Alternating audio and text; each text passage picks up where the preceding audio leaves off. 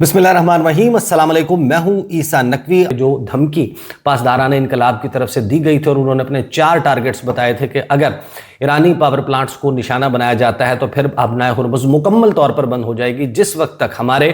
Power plants जो हैं वो रीबिल्ड नहीं हो जाते। साथ में उन्होंने कहा था कि गल्फ में जितने भी अमरीकी शेयर्स जिन कंपनियों में अमरीका के शेयर्स मौजूद हैं, ऐसे पावर प्लांट्स को और ऐसी ऑयल रिफाइनरीज को, ऐसे एनर्जी इंफ्रास्ट्रक्चर को निशाना बनाया जाएगा और इसराइल के पावर प्लांट्स जो हैं वो तबाह करने की बात की गई थी। एंड ये जो 25 दिन है जंग के, इसमें ईरान ने एग्जाम्पलरी जो है वो परफॉर्मेंस दिखाई है। उसने ये साबित किया है कि अगर वो ये दावा कर रहा है अगर उसकी कोई हमला होता है तो tit for tat, an eye for an I,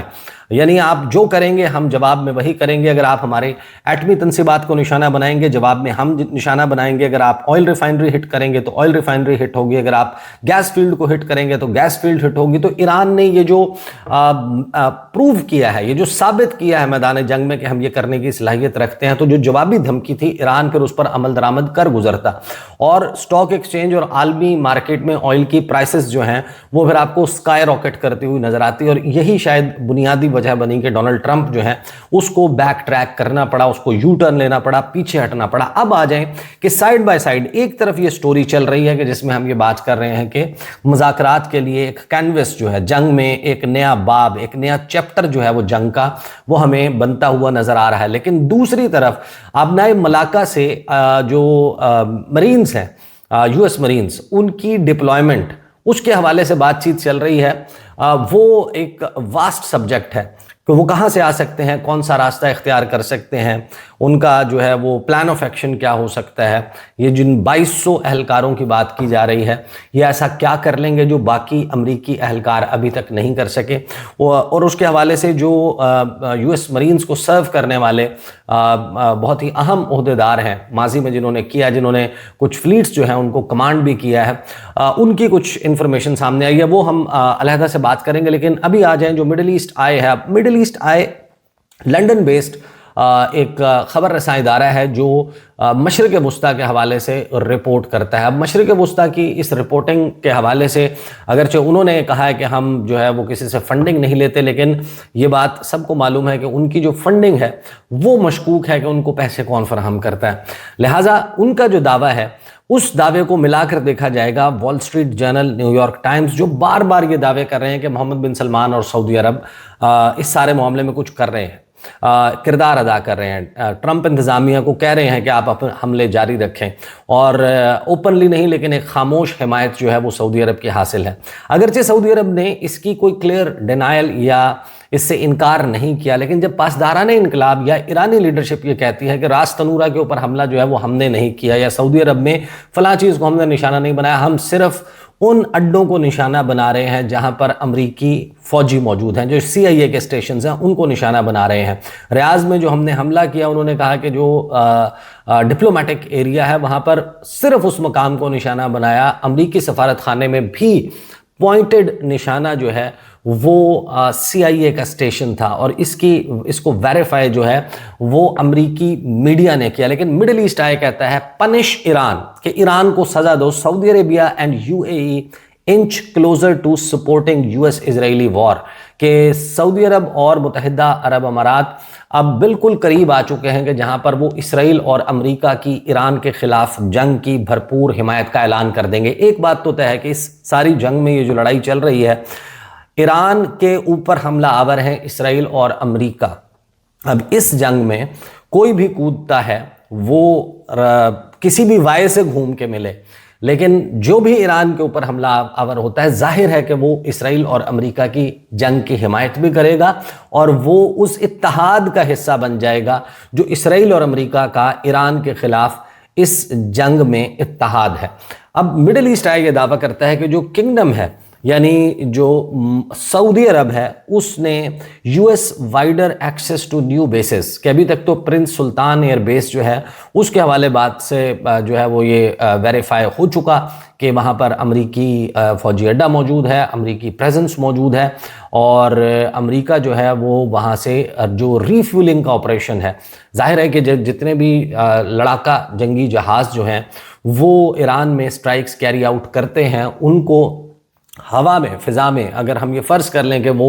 USS Abraham Lincoln जो है वो हाई सीज़ में इंडियन ओशन में किसी मकाम पर मौजूद है और उसको जाकर ईरान में बमबारी कर रही है, बमबारी करने के बाद उसने वापस लैंड करना है, तो आप जितने भी जहाज़ हैं, F-35 है, F-15 है, F-16 है, या जितने जहाज़ इस कॉम्बैट ऑपरेशन में इस्तेमाल हो रहे हैं इसराइल और अमेरिका के, अगर आप उनकी रेंज चेक कर लें तो that stand somewhere between 3000 to 5000 kilometres. तो 3000 से 5000 किलोमीटर की टोटल हद रखने वाला जहाज़ जब ईरान जाता है, स्ट्राइक कैरी आउट करता है, वापस उसके पहुंचने तक उसको रिफ्यूलिंग की ज़रूरत होती है। तो ये अमेरिका ने ये कंफर्म किया है कि जो सऊदी अरब की बेसिस हैं उनको इस्तेमाल किया जा रहा है रीफ्यूलिंग ऑपरेशन के लिए, कि जो रीफ्यूलर्स हैं वो जहाज़ फ़िज़ा में मौजूद होते हैं, वो इन मकामात से फ़्लाई करते हैं और उन लड़ाका तैयारों की रीफ्यूलिंग का काम करते हैं जो ईरान में बमबारी कर रहे हैं। और यही बुनियाद ईरान ने बनाई है कि हम यहाँ पर अटैक्स इसलिए कर रहे हैं क्योंकि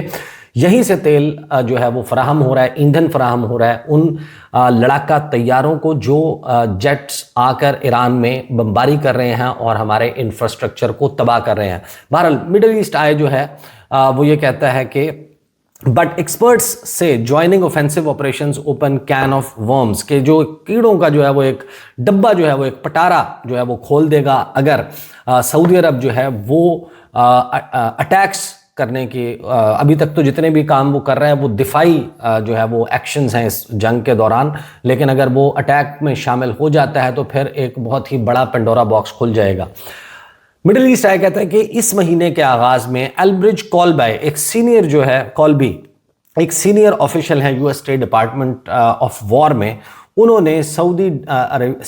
अरब के डिफेंस मिनिस्टर खालिद बिन सलमान, जो भाई भी हैं मोहम्मद बिन सलमान के, उनके साथ और उनके टॉप एडवाइज़र भी हैं, उनके साथ रब्ता किया। ईरान के जो अटैक हैं यूएस बेसिस में वो उस वक्त हीट अप हो रहे थे और अमेरिका को एक एक्सपेंडेड एक्सेस चाहिए था ओवर फ्लाइट परमिशंस का कि वो फ़िज़ाई हदूद इस्तेमाल करें।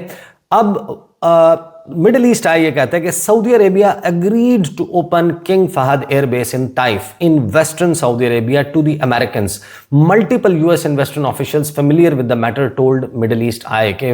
बहुत ऑफिशियल्स, ये ना सिर्फ ये कि अमेरिका के बल्कि जो मगरबी ममालिक में मौजूद ऑफिशियल्स हैं, उन्होंने इस बात की तस्दीक की है कि सऊदी अरब ने मगरबी सऊदी अरब में ताइफ में किंग फहद एयरबेस को अमरीकियों के लिए खोलने का फैसला किया है। दिस बेस इज़ इम्पॉर्टेंट, ये अहम इसलिए है क्योंकि ये ईरान के जो शाहिद ड्रोन्स हैं जिन्होंने इस वक्त तबाही मचाई हुई है, ये जितने भी ममालिक हैं इनको सबसे बड़ा मसला ईरान के जो चीप ड्रोन्स हैं, शाहिद ड्रोन्स, उनसे आ रहा है कि जिनको शूट डाउन करने के लिए जिस स्वार्मिंग के ज़रिए ये आते हैं, इनको शूट डाउन करना ये स्लो मूविंग है, इनकी परवाज़ जो है वो बहुत नीची है, इनको शूट डाउन करना उनके लिए टेक्निकली बड़ा मुश्किल काम है। लिहाजा ये इम्पॉर्टेंट इस वजह से है ये बेस के प्रिंस सुल्तान एयरबेस के मुकाबले में, जिसके ऊपर मुताद्दिद ड्रोन हमले जो हैं वो किए गए। ताइफ जो है वो दूर मौजूद है, जद्दा के करीब मौजूद है, और जो बहीर अहमर में रेड सी पोर्ट है उसके करीब मौजूद है। लिहाजा वहाँ पर हमला करना ईरान के लिए और उसको टारगेट करना बड़ा मुश्किल है। The Red Sea port that has become a critical logistics hub since Iran effectively took control of the Strait of Hormuz, के अब बड़ा स्ट्रेटेजिक हब जो है वो बहीर अहमर में बन चुका है, जो रेड सी पोर्ट है सऊदी अरब का, जब से आबनाए हॉर्मुज़ का कंट्रोल जो है वो ईरान ने संभाला है। Current and former US officials tell Middle East Eye कि जो इस वक्त मौजूदा हाजिर सर्विस और साबिक ऑफिशियल्स हैं अमेरिका के, उन्होंने मिडल ईस्ट आई को बताया कि अगर ट्रंप इंतज़ामिया एक लंबी जंग की तैयारी कर रही है ईरान के ख़िलाफ़, क्योंकि वॉर ऑब्जेक्टिव्स जो हैं वो आगाज़ में अचीव नहीं हो पाए, जिन वॉर ऑब्जेक्टिव्स को लेकर अमेरिका इस मैदान में उतरा था कि हम हमला करेंगे, ईरान की लीडरशिप को असैसिनेट करेंगे, नीचे से बलवा हो जाएगा, लोग उठ खड़े होंगे, ईरानियन रजीम जो है वो चेंज हो जाएगा, निज़ाम का खात्मा हो जाएगा, अपनी मर्ज़ी की पपेट हुकूमत इंस्टॉल करेंगे और उनको पैसा भी देंगे, उनको बिजनेस अपॉर्चुनिटीज़ उनके सामने दरवाजे खोल देंगे, और ईरान का जो तेल है और ईरान के जो वसाइल हैं वो हमारी मर्ज़ी से और हमारी मर्ज़ी की डायरेक्शन में बहेंगे, और ग्रेटर इसराइल के रास्ते में जो रीजनल रेजिस्टेंस है वो मुकम्मल तौर पर उसका ख़ात्मा हो जाएगा। हुआ उसके बरक्स, और अब बहुत से ऑफिशियल्स जो हैं वो ये मिडल ईस्ट आई को कंफर्म करते हैं कि अगर तो एक लंबी और तवील जंग ईरान के खिलाफ लड़नी है तो जद्दा जो है वो बहुत ही क्रिटिकल है for sustaining US armed forces. कि आप उनको रखेंगे कहाँ, आप उनकी लॉजिस्टिक्स और उसके मामला जो है वो कहाँ देखेंगे, तो उसके लिए जद्दा बड़ा अहम है। Thousands of US ground troops are en route to the region from East Asia. वही खबर जिसका मैंने आपको बताया कि जो एक मूवमेंट इस वक्त चल रही है आबनाए मलाका के करीब, वहाँ से बहुत से हज़ारों जो अमरीकी ग्राउंड ट्रूप्स हैं वो इस वक्त रास्ते में हैं ईस्ट एशिया की जानिब से इस तरफ जो है वो मूव कर रहे हैं। सऊदी अरेबिया का जो डिसीजन है कि वो एक्सपैंड करेगा अपनी बेसिस का access, current and former official से अंडरस्कोर्स अ शिफ्ट। ये एक बड़ी ही सिग्निफिकेंट तब्दीली है कि how kingdom and some other Gulf states are responding to the US Israeli war on Iran, के उसके ऊपर कैसे रिस्पॉन्ड कर रहे हैं। The attitude in Riyadh has shifted towards supporting the US war as a way to punish Iran for strikes, a Western official in the Gulf told Middle East Eye। आपको याद होगा कि इस जंग के आगाज़ से अमेरिका ने सबसे ज़्यादा फ्रस्ट्रेशन जिस बात पर दिखाई कि ईरान जो है उसके ख़िलाफ़ हमारे साथ दीगर लोग हम आवाज़ क्यों नहीं हो रहे, सऊदी अरब क्यों नहीं इसमें शामिल हो रहा, मुत्तहिदा अरब अमारात क्यों नहीं शामिल हो रहा, बाकी ममालिक जो रीजन के हैं, और फिर जो हमारे लॉन्ग स्टैंडिंग एलाइज़ हैं, यूरोप है, नेटो ममालिक हैं, वो हमारा साथ क्यों नहीं दे रहे। और उसके बाद से कुछ इवेंट्स ऐसे हुए हैं जिनके बारे में अब ये शुबा जाहिर किया जा रहा है कि मोसाद ने ऐसे इवेंट्स ऑर्केस्ट्रेट किए हैं कि जहां पर हवा दी जाए, कोशिश की जाए कि सऊदी अरब हो, रीजनल इलाकाई ममालिक हो, यूरोप हो, उनको ये पोर्ट्रे किया जाए कि ईरान असल में आपके लिए ख़तरा है, लिहाजा वो इस जंग में कूद पड़े। अब इवेंचुअली क्या होता है, सऊदी अरब ने अभी तक इसका कोई क्लियर कट डिनाइल नहीं दिया है। ये भी हैरान कुन है कि डिनाइल क्यों नहीं आ रहा है, क्योंकि जब ये वाक़यात हुए और असैसिनेशंस के हवाले से, ख़ास तौर पर लीडरशिप को असैसिनेट करने के हवाले से जितनी भी जो लीक्ड इन्फॉर्मेशन मगरबी मीडिया में, अमरीकी मीडिया में सामने आई, बरतानवी मीडिया में सामने आई, उसके बाद जो ईरान है, ईरान की जानिब से ऑफिशियली ये बात की गई। अब्बास इराक्ची ईरानियन फॉरेन मिनिस्टर ने ये ट्वीट करके कहा कि कुछ ऐसी बातें चल रही हैं कि खित्ते में मौजूद कुछ ममालिक और उनकी क़यादत ईरान में इस असैसिनेशन कैंपेन जो है उसके पीछे मुलव्वस है, उन पर इल्ज़ाम लगाया जा रहा है, तो वो अपनी पोजीशन क्लियर करें। उसके बाद एक बड़ी ही बारीक किस्म की, या आप यूँ समझें कि बहुत वाज़े नहीं थी, लेकिन एक क्लैरिफिकेशन जो है वो एसपीए जो है उसमें और सऊदी मीडिया जो है वो जारी करता है, लेकिन वो अननेम्ड थी, उसमें किसी ने ओन नहीं किया उस इंफॉर्मेशन को। नाम जाहिर ना करने की शर्त के ऊपर एक ज़रिए ने उन्होंने इस तरीके से रिपोर्ट किया कि बताया कि हम जो है वो इस सारे मामले में मुलव्वस नहीं है। तो बड़ी ही कोशिश जो है वो इस वक्त इसराइल की ख़ास तौर पर नज़र आती है कि जो इलाकाई ममालिक हैं उनको इस जंग में ईरान के ख़िलाफ़ खड़ा किया जाए, और इसके फिर वाइडर ऑब्जेक्टिव्स और नताइज क्या हो सकते हैं, इसके ऊपर इंशाल्लाह जो है वो हम अगली वीडियो में बात करेंगे। और ख़ास तौर पर क्या चीन जो है उसने ब्रोकर करवाया था ये जो इस वक्त नॉर्मलाइजेशन है ईरान और सऊदी अरब के दरमियान।